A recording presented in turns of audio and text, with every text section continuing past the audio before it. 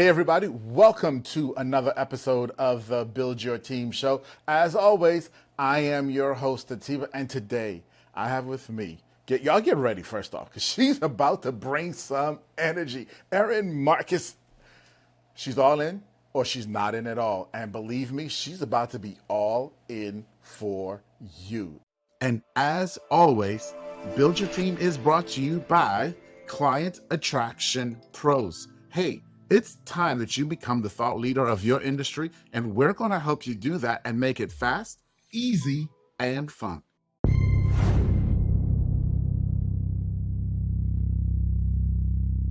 Erin, welcome. Thank you, thank you. I'm excited to be here. I always worry when people like boost me up like that, but then you're gonna say something that triggers my little soapbox problem, and we're gonna get all into it, I'm sure. Yes. Who am I kidding? Who am I kidding? Yes. Yes, we're going to trigger that soapbox hopefully a few times today as we talk about team building. Now, one of the things that I love is, much like me, I think I can assign that term serial entrepreneur to you. You've been around, you've been in business, you've done a bunch of stuff, you've had success, and you've built multiple teams.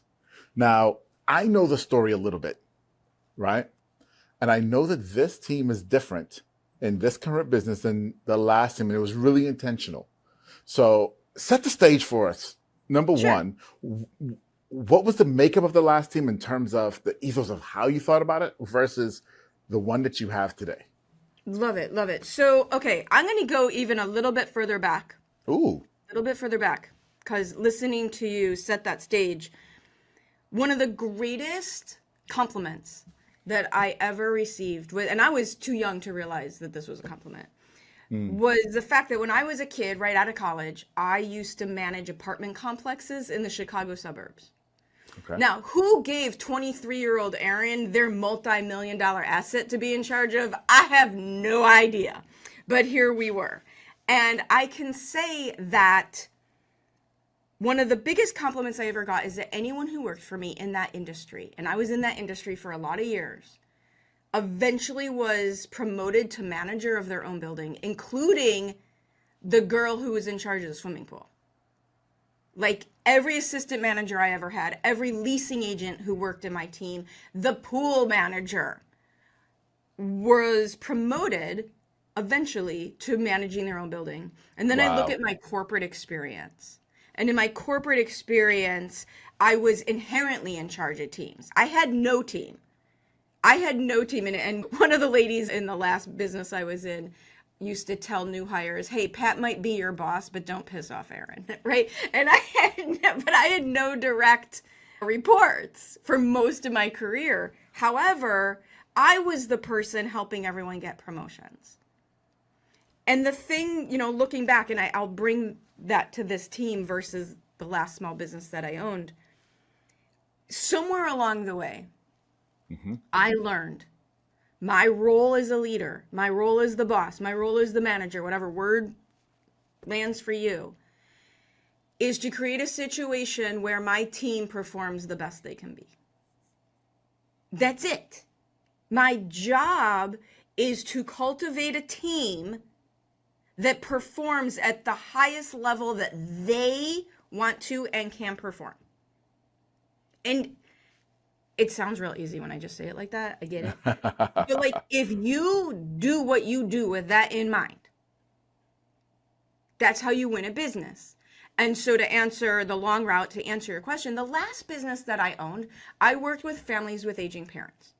We helped them through the downsizing process. So I had a very large team because logistically, that was a heavy load of work. There was a lot of physical work that had to go into that. I wasn't the product. I was the business owner. So I had a very big team to deliver for client fulfillment, right? For client fulfillment.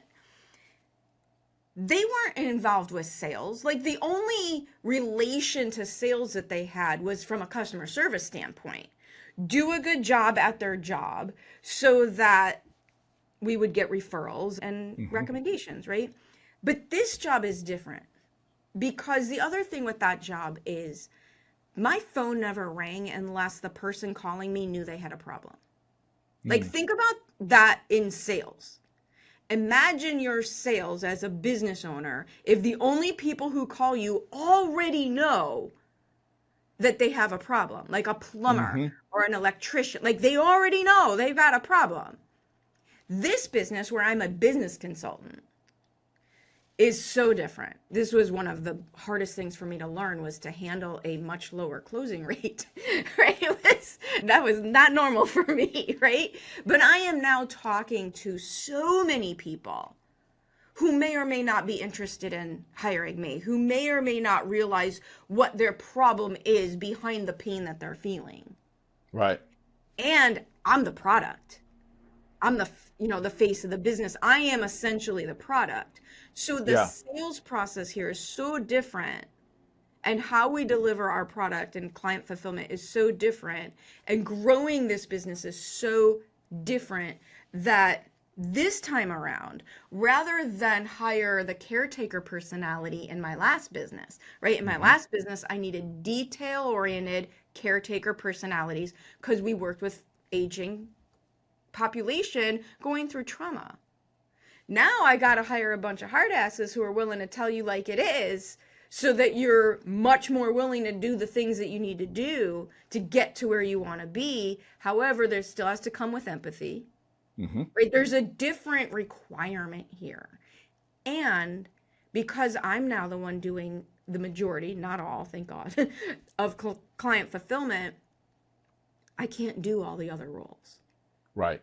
Right? So this time, cultivating a team, I've had to find people with an entrepreneurial spirit of their own, with a drive to create something bigger than they are. Because I will promise you, as a small business owner, if you are driving to create something, you will do much, much, much better than if you're quitting your job to have your own thing because you got a chip on your shoulder and you're mad at the world. Like, Yeah. you can't create from a place of pissed off suffering. It just doesn't work. So I've had to intentionally cultivate a group of people who do not need me to babysit them, who are driven in their own right.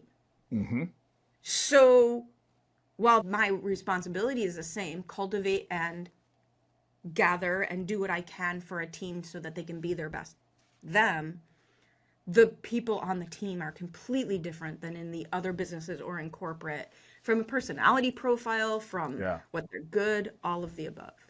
Yeah. So it's an interesting perspective of hiring entrepreneurs or people who are entrepreneurial, right? And I can imagine some entrepreneurs listening to this right now and saying, is that really what I want? Because they're going to want to do it their own way, and they're going to have their own ideas. And how do I keep the wheels on the bus and not have everybody going in 15 directions? Oh, yeah. Like, this is the difference. And I say this, sounds so arrogant when I say this. This is the difference between a manager and a leader. My job is so not to tell them how to do their jobs.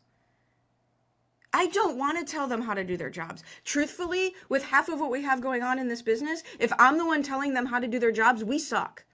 Because I'm not good at the automation. I am not the best person at a lot of the things that need to happen to move the business forward. I am so not the best person to create our graphics, to the point that we have to have several conversations before she even knows what I'm talking about. Right? So I shouldn't be playing in Canva. Right. Because I'm bad at it. And nothing can make that more clear than when Kadi creates something and I see what it looks like when someone who's good at it. And that pushback makes me think differently. And our operation, our COO, pushes back on me all the time. It's to the point where when we have our weekly Zoom meetings, we have twice a week, we meet with everybody, and they just I can tell when they're chatting with each other saying, we'll take care of this when Erin's not involved, right? I can tell. So it's the difference between, I don't want to be their boss. I don't want to tell them what to do. I want to tell them the outcome that we've cumulatively agreed upon is the way forward. And by that, I don't mean they're not driving the direction of the business, because at the same time, the reason they've joined is because they agree with my leadership. Hmm. They don't agree that I'm right all the time, but they do Right. agree with my strength versus their strength. And so that puts us in a really interesting place. So, one, how do you find those people? And two, that statement of they agree with my leadership. How does that become true? So, how do you find them? And then how do you make that statement true? So, I mean, we'll just go through the people. My assistant, who runs my life, I was in corporate with her. Okay. So I texted her at 5 o'clock in the morning, about 6 months after I started this business. And she had long since left corporate as well. And I said, "Do you want to do some virtual assistant work?" And she texted back saying, "Is it for you, and why are you texting me at 5 o'clock in the morning?" And I wrote back, "Yeah, it's for me and I need help, which is why I'm texting you at 5, right?" So these people are already in your world, right? Yeah. If I look at Lynn, who is our content creator, she takes all the, my pontificating and turns it into cohesive, in a ducks in a row content that other people can actually absorb. Same thing. I knew her for a couple years. She was a client. Kadi and Alex, business development for Alex. Kadi is our graphic designer. They were my client. I've been their client. So these are people who were in my world. Now, that doesn't mean that's the only way they come to you, because Hmm. Andrea, the COO, I actually hired. So, and this is, by the way, this is a very big sales tip for you. I was looking for an OBM, an online business manager. And so Yep. I had an interview set, I had like 5 interviews set with OBMs that had come, recommended to me in all these different ways, right? So picked 5, had interviews set up. 4 of them, 4 out of 5 OBMs started their conversation with me by telling me they could help me work less. I never said I wanted to work less. There's nothing about me that wants to work less. Working less is not a thing in my world. When I met Andrea, what she said was, "I work for multiple 6-figure entrepreneurs as they cross that 7-figure mark." Perfect. That's who I was looking for. Now, we started small. So, right? So I hired her as a stranger Hmm. through a normal hiring process. We started small with one job at a time. And then that relationship grew. That relationship grew. I think I watch people make this mistake in their business all the time, where if they need a doctor, a mechanic, a plumber, whatever they need, they go to their friends and family and ask for recommendations. But then they don't do that in their business. Right. They don't. This is the difference. I've been talking about this a lot lately. The difference between networking, like going to luncheons, and building your network. Like, think about it. I know what your specialty is. Hey, we've talked a couple times now. Believe me, you will get an email the next time I'm looking for someone that says, "Who do you know?" Right. Absolutely. Okay. So you have the ones who knew you from a while. So let's talk specifically about the COO now.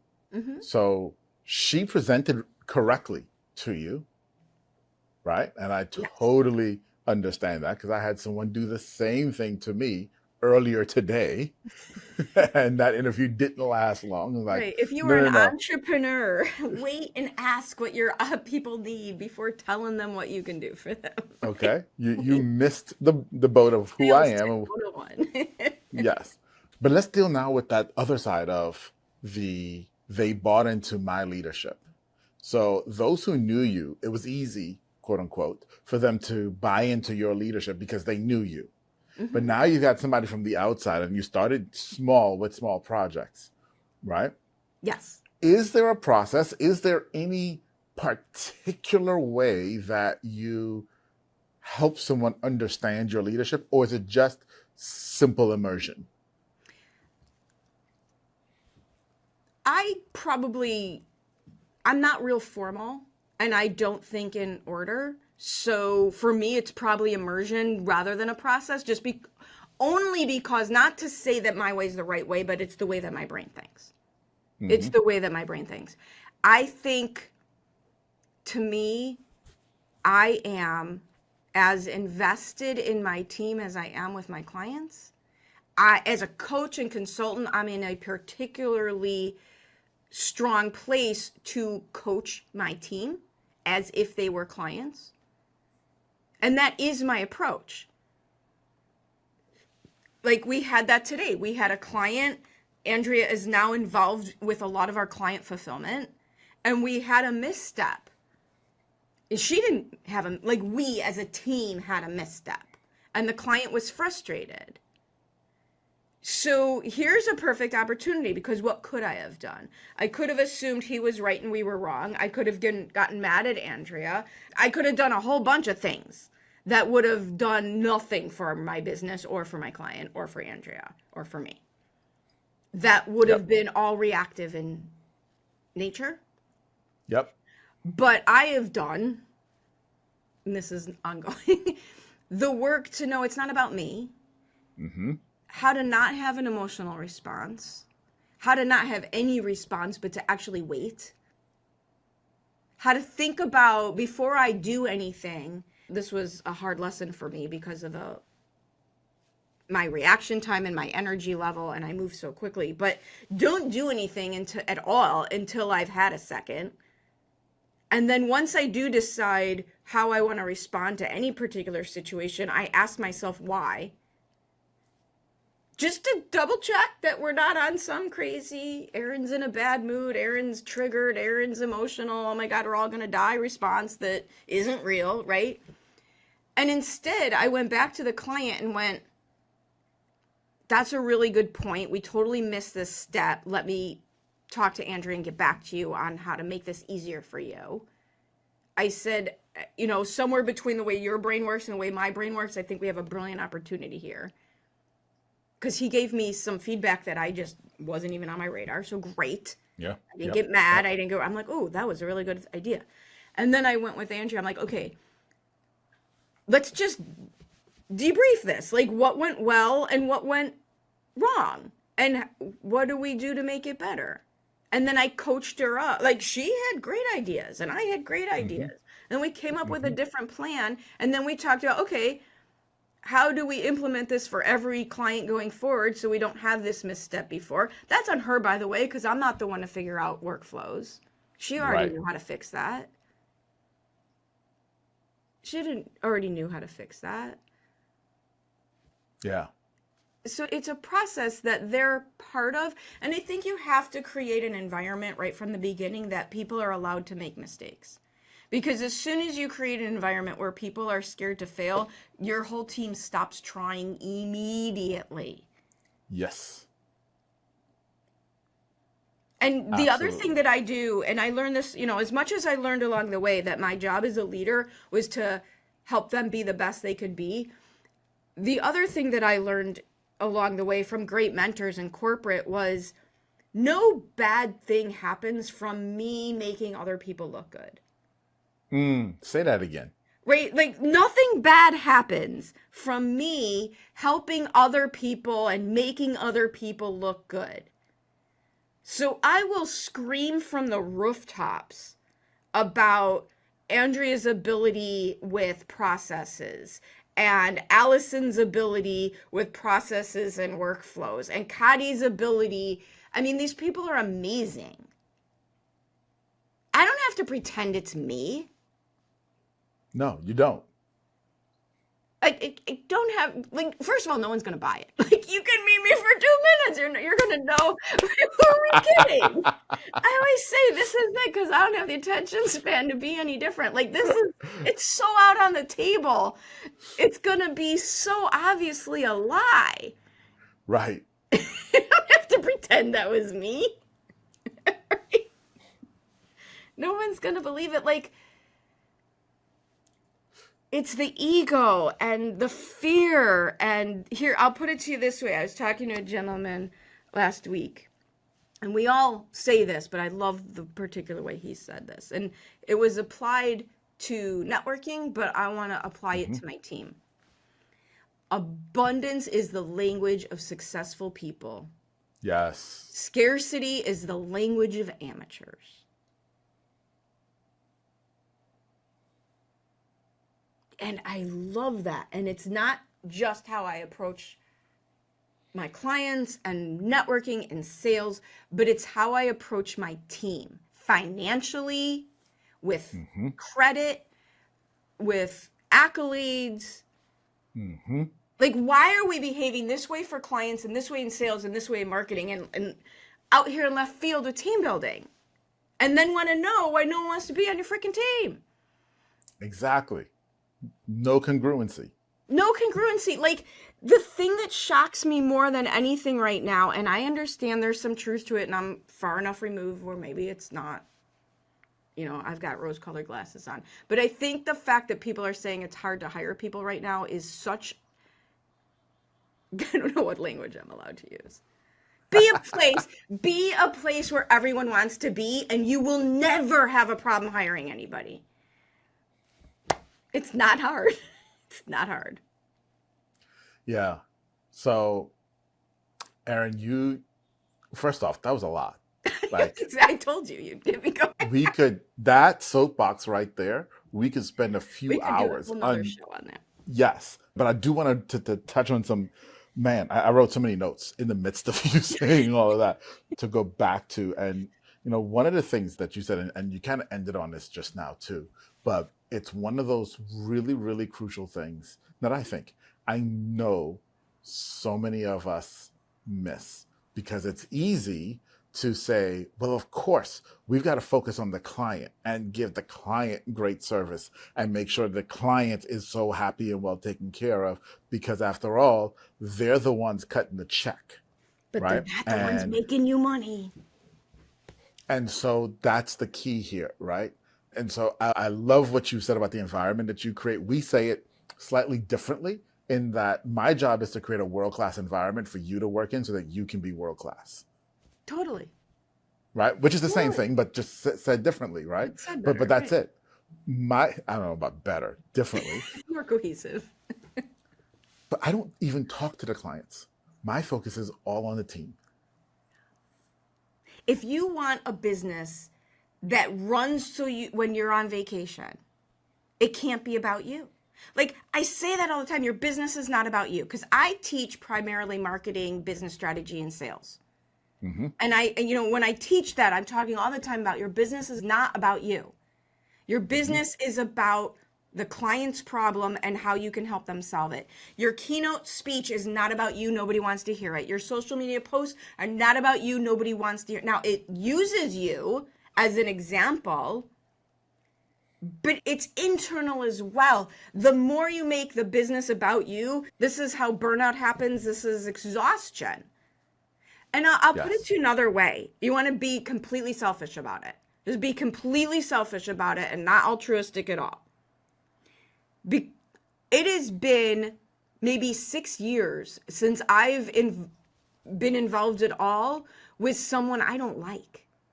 Hmm. Think about that for a second. Remember your days in corporate. I listen to my boyfriend on his meetings, and he works with great people, but every now and then, like, do you understand that for 6 years, I have not interacted with somebody that I That you didn't didn't like, like. that I had any problems with? Because the most that's going to happen is I sit down in a networking luncheon next to someone I'm not thrilled with. I just move. Like, I'll just go sit over there, right? Like, that's it. And my life has gotten so much easier Yes. as my job has gotten so much smaller and in my genius zone. When I don't have to worry about things that I suck at, I am so much happier. Yeah, absolutely. And that's a without question that so many of us don't understand, because we're such control freaks, It's fear. right? Yes, it is fair. And, I had a coach say this to me a couple years ago. at a point where I was also dealing with this. And let's be real, we all deal with it. Oh, Okay. this is a So process. This is a never ending neither of us are here trying to say like we're perfect and we've got it Oh all figured God, out and no. all y'all suck. No, no, no. Everyone deals with this, right? Yeah. And it said the problem is we look at our businesses the wrong way. Most of us look at our businesses as little babies. And we, with this baby, you got to protect this baby. You got to hold this baby. You got to coddle this baby. You got to change the diaper. You got to do this. You got to do this. And that's how we look at it. And we even say, this is my baby, right? Versus saying, this is a vehicle, and this vehicle is a plane, and this plane is currently on a river. It's a sea to air plane that's currently on a river, coming straight down this river on some rapids to a waterfall. And this team is going to get the engine started so when we hit that waterfall, we can fly. Well, yeah, absolutely. And I'll take this one step further because I love that Please. analogy. When I am coaching clients on how, because one of the things that I talk about is how do you get over the bridge? How do you get over the bridge from solopreneur to business owner, from entrepreneur to business owner? Entrepreneur used to mean venture capitalist. The leggings lady now has it meaning like, hey, I sell vitamins. Here's the thing, Right. love the vitamins, I buy all the products, but that's not an entrepreneur. No. So using that language, how do you get over the bridge from solopreneur, entrepreneur, and into business owner? Because we'd love to think that it's a nice bridge over a stream and a garden with little stones. And it's really the Indiana Jones bridge, right? It's held together by planks and twine. It's on fire. And there's a guy with a sword at the other end. One of the hacks, one of the tips I will give you is stop thinking of your business as you. Because as soon as, going back to being generous and sharing, when you think of your business as you think of the business's money as your money. And as soon as you think that the business's money is your money, when I want to hire Jane Smith, I'm thinking of, do I have to give her some of my money? No, no, It's no, no, coming out of no. my pocket. It's Yeah. coming out of my pocket, and that's not right. Me, as this founder and CEO, I'm just one more asset that Conquer Your Business owns. And I get paid as that asset. And then Conquer Your Business has a savings account so that it can invest in growth opportunities that have nothing to do with whether or not Erin gets to go on vacation. Correct. Absolutely. So using the business, even if you're using your name as your business, that's fine. I started there, that's fine. If you start referring to the business as its own entity, your brain will start seeing it as its own entity. And it helps with breaking. I mean, I'm a big fan of crutches. Like, it's your business, not your mother. I don't need closure. I just need it to work right.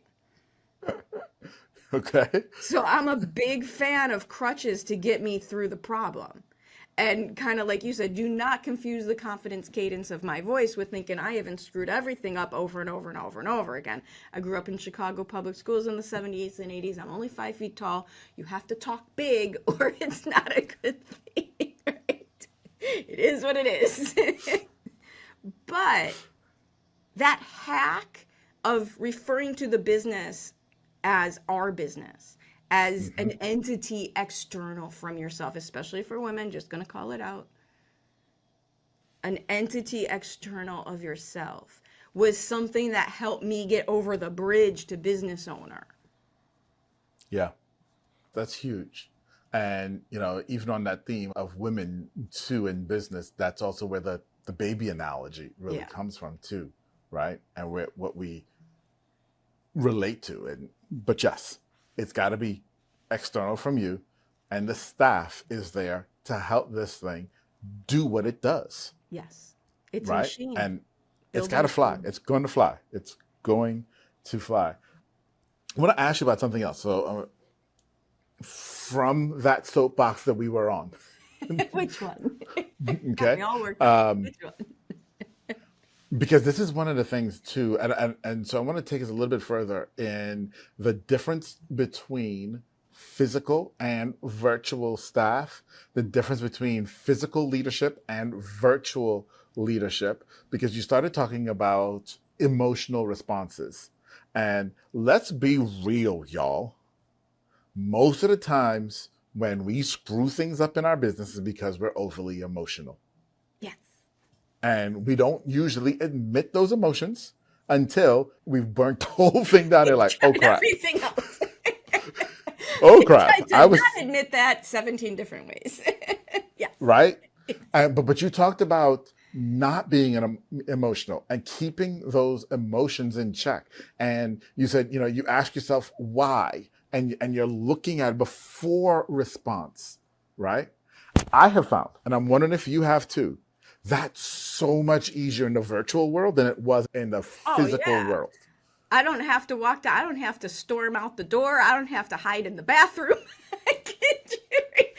Are we kidding, right? Like, yeah. So there's both sides to this, though. I think it's a more controlled environment. Mm-hmm. That being said, one of the questions I get all the time is how have I been able to create an amazing culture virtually? Because truthfully, the culture and the interactions, they're created by a million different touch points in the hallway, in the kitchen, in the parking lot, in the garage, right? Like in the bathroom, who are we kidding? But like it is what it is. On the golf course, on the, at the Yes. company party. And I have people in 3 different countries. So even though I can get together with one of my team members is an hour away, one of my team members is half a country away. But then the other people, two are in Calgary and one's in Spain. I'm outside of Chicago. How do you make up for all of the nuanced team Touch building, points. Yeah. right? And you have to be, you have to be intentional about it. You can't Yes. forget it. But you also have to realize that one of the reasons a lot of people like the virtual work ability is that they have more of their own life back. Mm-hmm. So the last thing I want to do is book an extra hour on a Friday afternoon so what we can be friends. That's not a give, that's an ask. And this goes back to worrying about your money versus the company's money. If you are paying, here's another thing, as much as you can do this. This is something that has helped me. Okay. Moving to monthly, I don't pay these people hourly. They get paid per month. Some months are busier, some weeks are busier, some months are less. To me, it feels like this way I can give them a little bit paid time off when we have a lighter month. Mm-hmm. Because when we pay people hourly, a lot of times we've capped it. Okay, you work 20 hours a week. Okay, you work 15 hours a week. I don't care how long it takes you. I'm worried about the outcome.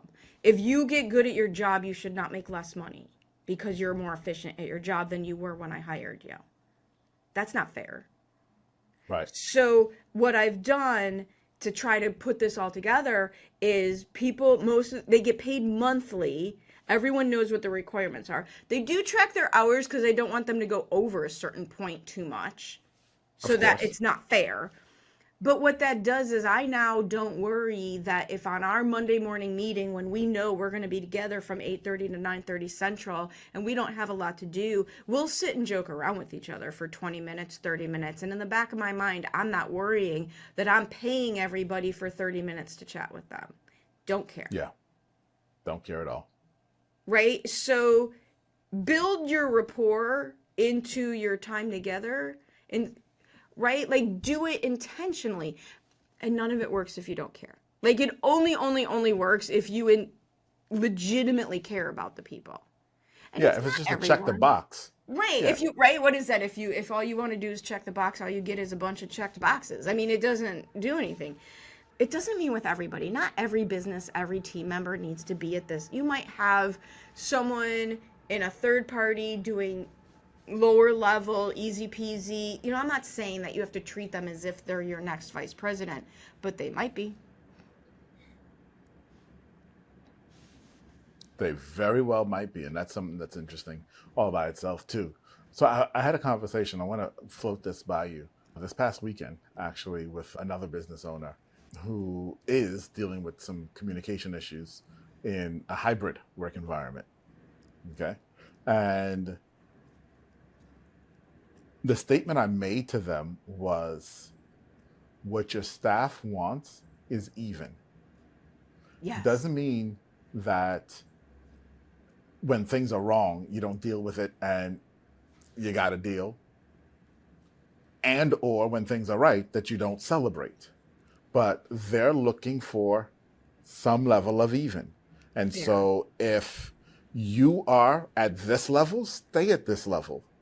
But it's the constant roller coaster that they don't know who's walking in. They don't know what they're about to get. They don't know how to react. And so you can't build culture in that environment because There's it's no Dr. Jekyll or consistency. Mr. Hyde. Yeah. I mean, this goes, I remember reading a study that, and this is a terrible analogy, but it's just what came to my mind. Like, here we go, about abused kids. And the kids that Mm, end up with the worst problems are the ones who didn't know, who had the least amount of predictability about whether they were going to get in trouble or not.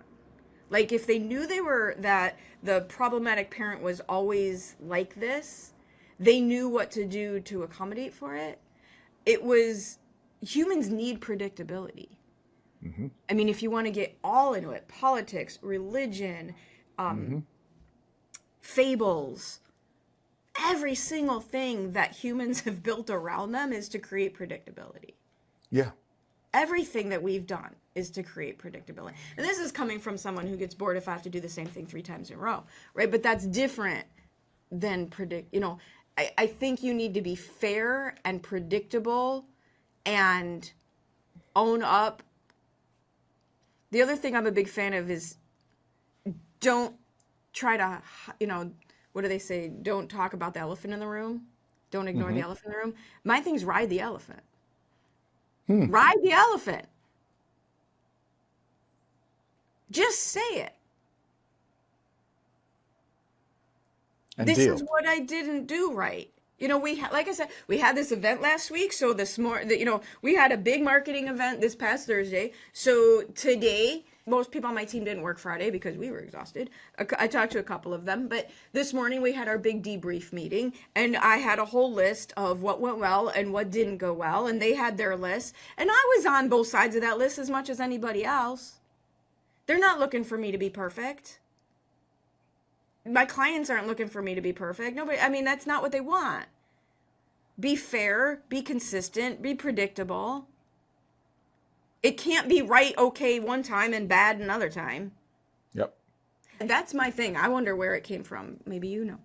If something's not fair, I lose my mind. Things don't bother me a lot because I'm just so over victimy Mm. that I don't really care what most people do because it doesn't have anything to do with what I do. You want to drive down the road like an idiot? I will watch you wrap yourself around a tree like the next guy, right? Like, do whatever you're going to do. I don't care. I just has so nobody else has anything to do with me. And I don't, it just, it's a peaceful way to finally get to.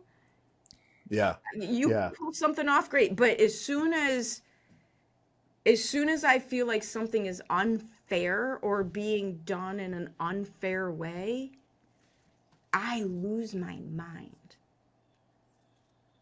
So I'm careful to try not to do that to other people. Absolutely. And I think that speaks a ton to your culture. Now, for somebody else listening, it may not be fairness for you, but there is that thing that's a non-negotiable for you.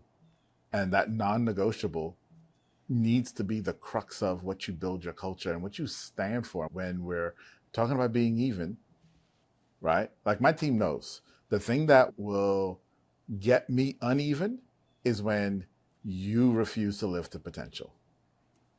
If you take the easy route, Atiba's not going to be happy. If you push the envelope and screw something up, I will That's it. praise you all day. But Yeah. you who are listening to us, you've got that non-negotiable, and you've got to find that and build off of that as the crux of your culture, and find people that align with Right. that. And be clear about it. It can't be Yeah. a secret. That's the other thing I love about team building and management and personal development, it's not a secret. It doesn't have to be a secret for it to work. You can literally say to somebody that I'm trying to figure out the best way to motivate you, so I'm trying to learn more about you. It's not a Yep. secret. Nope. I could just say, I want to be able to give you what you want that helps you. I don't have to Absolutely. like finagle my way to figure it out. I can just ask. Yep. Now, I'm about to make a big left turn. Okay. Okay. Because I want to touch this because you touched it. And I want to touch it a little bit more before we go. And it's completely unrelated to anything Can't even remember. theoretically. I'm dying to know what you're talking about. So, you and I, much like a lot of the people who are listening to this, are cut from a cloth where we're wired to create, Yeah. right? And one of the things that you said is, I can't do something 3 times in a row without getting bored Mm-hmm. because we're wired to create. Mm-hmm. However, that wiring to create can unravel a business. Totally. Okay. Now, for me, and it was funny because I didn't even realize I had done this until somebody else pointed it out to me. And when I mean recently too, like in the last month, right? And she said to me, she said, you're just like all the rest of us, but the thing that you do is you created these systems in your business and you put people in place to go run them. And then inside your business, you created a sandbox where you can go play and break stuff that doesn't affect anybody else. Exactly. Do you exist that way? More and more. That's my goal. I'll give you a specific example. We went through a huge rebrand and relaunch in the second quarter of this year, where we just iterated who we were serving and how we were serving them. And this was because of the market changing and me changing, all the things, right? And I always have conversion events. I love doing things that way because I love teaching and I love that. I love giving away a large amount of things for free to the people who have no business paying for them yet. Right. Because that's how they get there. Fantastic. That being said, when we had our conversion event this past Thursday, when we had our marketing event, I have now said several times, this is it. And I'm telling myself this as much as I'm telling them. It's like, who am I kidding? It's really more for me. This is it. I love this topic. We hit the numbers. This is it. This is right. This is going to be it for the duration. We don't need to change this, blah, blah, blah, blah, blah. And so the program was Lead Gen Masterclass. We taught 4 hours on lead generation. And the program that it leads to is called Leveraged, creating a client acquisition system, right? So it's 12 weeks, hyper-focused, blah, blah, blah, blah, blah. And I met with my COO now, here's the thing. We had the event on Thursday. It went really, really well. The program doesn't start for 2 more weeks. I've already got the plan for how to get me out of it. Because I will break it. And I know it's a good idea. And I know how. So I've already had the conversation with my COO, who, by the way, has an OBM and coaching business. So I know she's capable of it. I'm not just giving things away to people who can't do them. But we've already had the conversation that this is it. This is a really good idea. Come to all the things. Let's do it one more time. And then you should be running this program. The thing that keeps me from breaking things is the other humans, because I love people. Yeah. I'll just sit and talk to people all day long. So I will be fine delivering this program. I'll be fine for the next 6 months as we do this, as we get her trained up and coached up more. And I will never be completely hands off with it, because that would be a mistake. But I can't, no. No, short answer, no.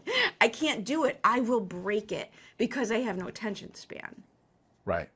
And I think I wanted to touch that before we go, because it's so very important for us to realize that that's okay. Yes. It's yeah. okay to recognize that about ourselves. And that's our job, is to build the systems so that these things exist without us and that we can't break them, that, we manage around our tendencies to break things. Look, it's who we are. It's built. Right. That's why we got It's to the where we Taylor are. Swift song. Hello, it's me. Yeah. I'm the problem. It's me. Yeah. We know this. But here's the other thing. You have to be able to confidently see the downside of your positive attributes, Mm-hmm. or you will get stuck in that pattern, Mm-hmm. right? Like, one of the things I Mm-hmm. had to learn is to Mm-hmm. stop making myself wrong or bad as a human. It's not that I'm wrong or bad because I can't do things over and over again. It's just Erin. Mm-hmm. And so again, it's my business, not my mother. I don't need closure. I just need it to work. I surround myself with, I mean, a perfect example of that was in the meeting this morning. I've had 3 or 4 different things come up over the next 6 weeks that caused a lot of things to have to be rescheduled. Mm-hmm. That makes me crazy because I am completely incapable of rescheduling things because I won't go back and forth with somebody. And when I apologized to Allison this morning in our meeting, saying I'm sorry to do that, she could care less. She is so fine with just, oh, I'll email. Oh, She yeah. is, this is Yeah. nothing but a thing to her. She just has a list of things to reschedule. To me, as bad as I am at it, I would have just canceled everything to Yep. avoid having to deal with it. And Yep. to her, this is the easiest no-brainer, non-issue of her week. Yep. Yep. Let me share something that I say all the time. A strength overused is a weakness. Yes. Yes. And so something's showing up as a weakness, it's because you're really, really strong at something else that you're sometimes even ignoring. I can't even tell you how many times people have come back at me. Like, I had to be okay with this. Where I'm chatting with someone by LinkedIn and they want to book time to talk. I'm like, yeah, that's great. And now I sound like a pompous ass saying, here, let me connect you with Allison. But the truth is, like, it won't happen if I don't connect you with Allison, because Exactly. you'll give me 2 days, and a week and a half from now, I'll reply to your message, and it'll just never happen. Exactly. I mean, again, it's getting to understand who you are and understanding that that's okay, And being right? okay, it's not wrong, it's not bad, it just is. I don't need to know my schedule until the day of, because I'm not going to do anything with it otherwise. Exactly. Period. Okay. Exactly. Okay. I Uh, need about an hour's no. The only thing I need to know is if I'm leaving the house. If I'm right. leaving the You house. know, whereas, and so I had this conversation just this past weekend with my wife because she's the exact opposite. She wants to know because the day before she wants to prepare and she wants to this and she wants to that and wants to the other. Look, my staff knows me. They prepare a dossier for me on whoever I'm meeting. Everything I need to know, every conversation that's happened, and everything we know about them. And they also know I'm going to read it 3 minutes 3 minute, right? before. The notes are all in the system because I am not going to look at it until I have to talk to you. I'm Because not. I'm not going to remember it anyway. So why am I wasting everyone's time? Why?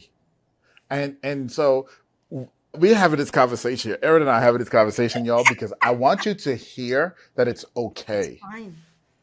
I want you to hear that it's okay because I I know this stuff plays in your head and you feel like, me, I'm the problem. Yes, we are the problem, but understand that some of these things are okay and you put things in place to be able to manage yourself. well, and I'll right, and I'll connect it back to building the team. Because if you don't think you deserve help and are allowed to act this way, you're not going to, right? You're not going to Yeah, solve the problem. We all yeah, have our quirks. Mine might just be a little more exaggerated than some people. But, probably not. and my, well, and the team knows they make fun of me for all the random things that I do. Mm-hmm. That's fine. Mm-hmm. I'll give you, like, ride the elephant. Give people permission to think the things they're already thinking about. My Mm-hmm. team knows that they can do whatever they want to poke me to do the thing I'm supposed to do if they didn't get their answer.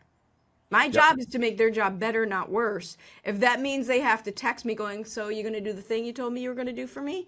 Or are we still waiting? Oh, crap. You know, they're allowed to do that. You're not bothering me. If I it means know having I'm to like call my wife. I know that I'm allowed. I know that I'm like this. This is not a secret. Yeah, absolutely. Well, Erin, this has been a pleasure. This has been a lot of fun. But before we go, I Yes. want you to take a moment. Tell everybody, number one, who are you?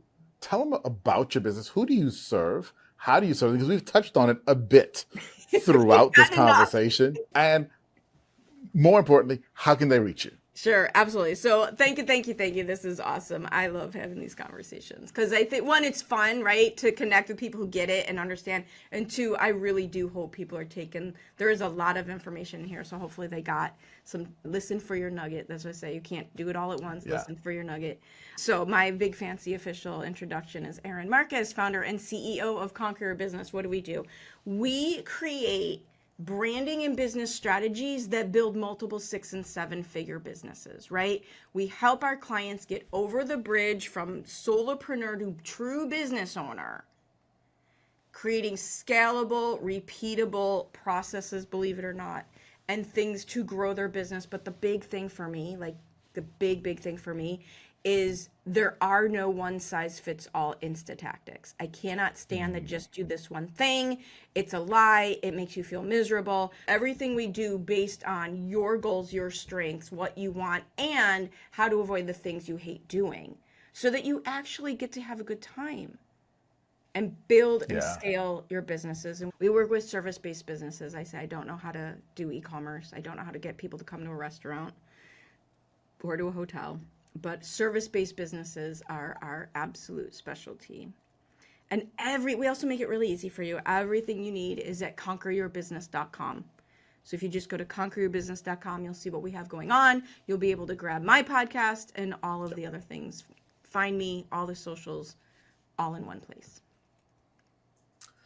Well, y'all heard it here. And y'all know me.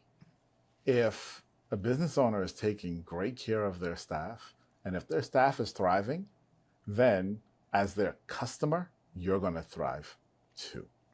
So if you are a service-based business, I highly recommend you reach out to Erin because she is taking fantastic care of her staff, which means you're going to get fantastic service too. As always, it's been a pleasure. Erin, thank you so much. Thank you. This has been a fantastic conversation. Can't wait to do it again. And until the next time, see y'all. Bye, everybody.